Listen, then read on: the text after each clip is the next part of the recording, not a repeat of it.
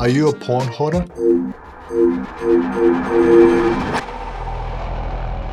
Hi, my name is Luke Vu, PhD, clinical psychologist, mental health expert, helping young men overcome digital addiction, depression, and anxiety. Today we're talking about porn hoarding and how it's different from porn addiction. Quick disclaimer, I'm not your psych, this isn't treatment, and if you need a psych, you should find a registered, qualified psych in your area. What is porn hoarding? Hoarding pornography refers to the excessive accumulation and difficulty of discarding pornographic materials. Now, hoarding porn doesn't mean you have an addiction.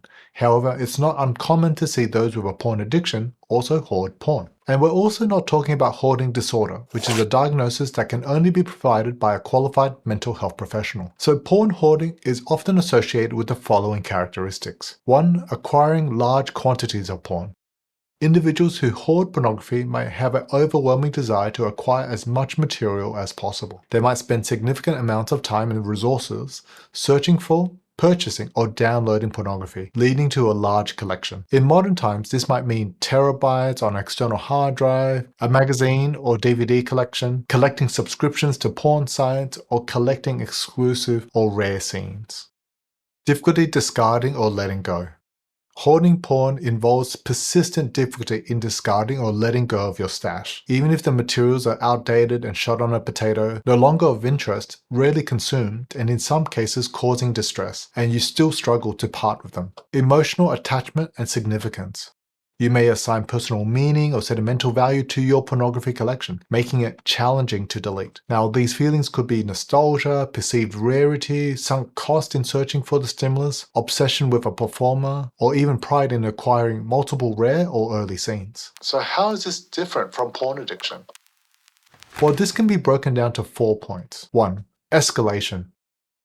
Pornography addiction often involves an escalation in behavior. Over time, individuals may require more explicit or intense materials to achieve the same level of arousal or satisfaction. Now, this can lead to a cycle of seeking out increasingly extreme content, as previous materials may no longer provide the desired effect. 2. Impaired control.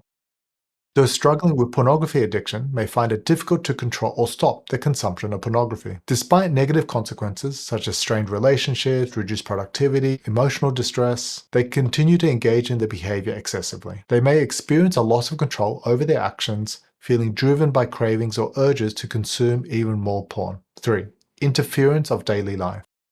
Addiction to pornography can interfere with various domains of your life. It can impact your work, academic performance, social relationships, and your personal well-being. Individuals may prioritize porn consumption over other responsibilities and activities, and this can lead to reduced productivity, withdrawal from social interactions, and neglect of personal care. This can also result in feelings of guilt, shame, and isolation. While hoarding porn and porn addiction share some similarities, their underlying motivations and triggers may differ. Hoarding is often driven by emotional attachment and fear of deprivation. Individuals may find comfort, arousal, or emotional solace in their pornography collection. On the other hand, addiction involves an escalating need for arousal and impaired ability to control behavior. It's driven by urges to consume pornography, often as a means to escape or cope with emotional distress. So how does hoarding impact daily life?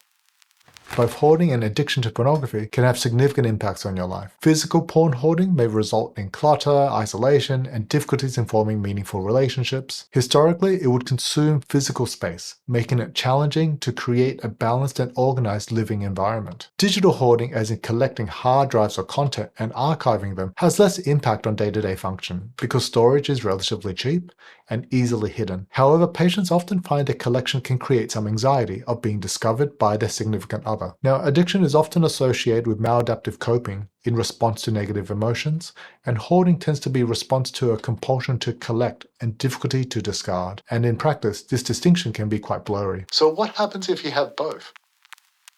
Well, for those with problematic porn use patterns, having a tendency to excessively collect and hoard can often exacerbate their symptoms. This is because your stash is easily accessible to you and in high res, and it can prolong your consumption patterns. Some patients find the mix between familiarity, novelty, and a search as a powerful trap when it comes to dealing with difficult emotions such as stress. So how do I tackle hoarding if I also have a porn problem? Don't keep a stash. It's like trying to hoard tap water. Online porn will always be available, and whatever you thought was really important to find and keep is normally short-lived. Digital hygiene. If you have a collection, keep it away from your working space, preferably in a place that's more difficult to digitally or physically access. You can encrypt and password protect it, or keep it in an external hard drive, or both. Don't make it so easy to procrastinate via your stash. Be mindful of what you collect. Are you collecting for on-demand future consumption or comfort? And do you really need to? Take a breath and be deliberate about how you consume your porn, and if you really need to store it for safekeeping. Having a wine collection is fine. It's only problematic when you can't stop yourself from drinking it all and not throwing out bottles when they've gone bad. I really hope you found this useful. Don't forget to hit subscribe. I'm Luke Boo. Be kind, be you. Catch you next time.